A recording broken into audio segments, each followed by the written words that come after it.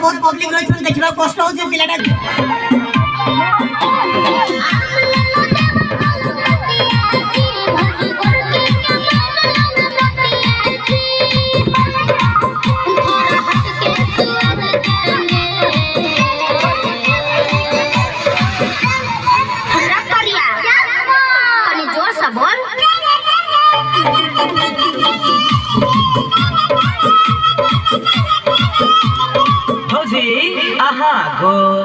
बच्चा कारी से कोना अफ्रीका में जे बउआ पैदा भेल या तैसा तो जब से भइल बावरा